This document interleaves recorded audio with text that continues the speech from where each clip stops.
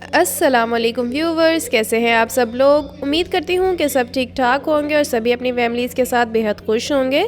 तो चलिए जी, आज की हम लोग रेसिपी स्टार्ट करते हैं। बिस्मिल्लाहिर्रहमानिर्रहीम। आज हम लोग बनाने वाले हैं खीर। बहुत ही इंस्टेंट तरीका मैं आप लोगों को बताऊंगी, लेकिन इसका फ्लेवर और इसकी लुक बिल्कुल ऐसे होगी जैसे पता नहीं आपने कितने घंटों के लिए इसको पकाया है।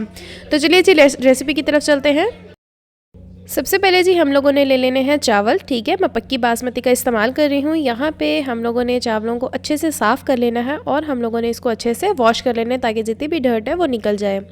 नेक्स्ट स्टेप ये होगा कि हम लोगों ने ले लेनी है कढ़ाई। ठीक है, पानी हम लोगों ने इसके अंदर ले लेना है ऑलमोस्ट 2 कप्स और हम लोगों ने इसको अच्छे से बॉयल आने देना है। जैसे ही इसमें बॉईल आएगा, हम लोगों ने जो चावल अच्छे से वॉश कर लिए थे वो हम इसमें डाल देंगे। ठीक है, और इसको हम लोगों ने अच्छे से पकने देना है। हमने इसको तब तक पकाना है जब तक जो चावल है वो अच्छे से सॉफ्ट ना हो जाए। ठीक है, और जो 2 कप पानी है ये अच्छे से हमारे पास एवेपोरेट ना हो जाए। तब तक साइड बाय साइड हम लोग दूध ले लेंगे। ठीक है, यहाँ मैंने 1 लीटर दूध का इस्तेमाल किया है। उसके अंदर हम लोगों ने शामिल कर लेनी है 2 से 3 सब्ज़ इलायचियाँ, उनको कूट लेंगे। ठीक है, बड़ा बड़ा सा, और उसको शामिल कर देंगे ताकि इसका फ्लेवर आ जाए। और हम लोगों ने दूध को भी हल्की आंच पर रख देना है ताकि ये अच्छे से बॉयल हो जाए। यहाँ पे जो चावल है वो अच्छे से पक चुके हैं, पानी ऑलमोस्ट इवेपोरेट हो चुका है। ठीक है, इस पॉइंट पे हम लोगों ने फ्लेम ऑफ कर देना है और चावल को हम लोगों ने कूल डाउन होने देना है। जैसे ही चावल रूम टेम्परेचर पे आएगा, इसको हम लोगों ने ग्राइंड कर लेना है।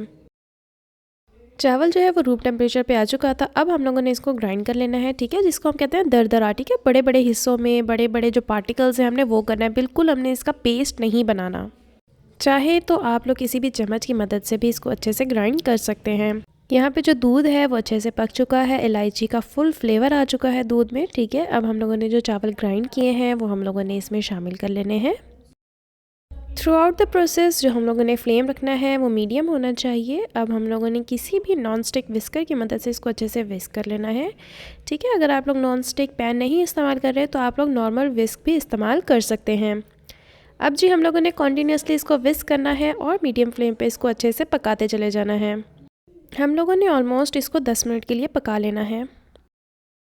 यहाँ 10 मिनट पूरे हो गए हैं। जो खीर है वो देखिए थिक हो चुकी है, चावल जो है वो अच्छे से पक चुका है, इसकी कंसिस्टेंसी थिक होती चली गई है। अब बारी आती है इसमें शुगर शामिल करने की। ठीक है, हम लोगों ने डायरेक्ट शुगर नहीं शामिल करनी, हमने इसका कैरामल बना के शामिल करना है। तो यहाँ मैंने एक नॉन स्टिक पैन ले लिया और इसमें मैंने ले ली है 1/2 कप शुगर। ठीक है, शुगर का हिसाब आप लोग अपने टेस्ट के हिसाब से कम या ज़्यादा भी कर सकते हैं।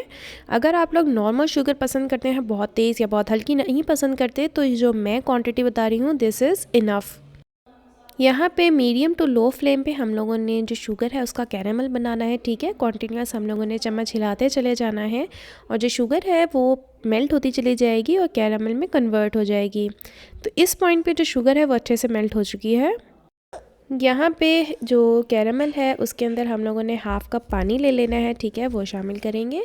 आप लोगों ने परेशान नहीं होना, ये इसी तरह से जो कैरामल है वो हार्ड हो जाएगा। आप लोगों ने कॉन्टीन्यूस इसमें चम्मच हिलाते जाना है। जी व्यूवर्स, हमारा जो शुगर सिरप है वो कम्प्लीटली प्रिपेयर हो चुका है। अब हम लोगों ने खीर ले लेनी है। ठीक है, उसके अंदर हम लोगों ने ये शुगर सिरप ऐड कर देना है।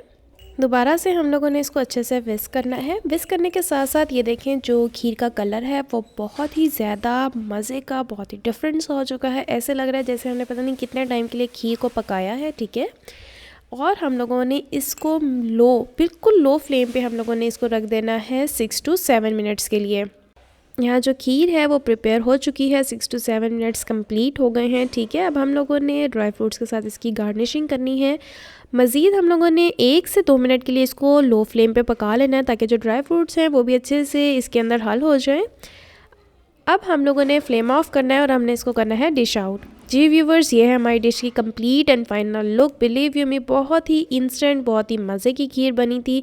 आप लोग भी ज़रूर ट्राई कीजिएगा। ईद रेसिपी समझे, रमज़ान रेसिपी, हर तरह से बहुत इंस्टेंट रेसिपी है ये। ठीक है, कोई गेस्ट आए फटाफट बनाई, हमने पेश कर दी। हम मिलेंगे इंशाल्लाह एक नई वीडियो में एक नई रेसिपी के साथ। तब तक मुझे लाइक, शेयर और सब्सक्राइब करना मत भूलिएगा। मुझे अपनी दुआ में याद रखिएगा। टिल देन, अल्लाह हाफिज़।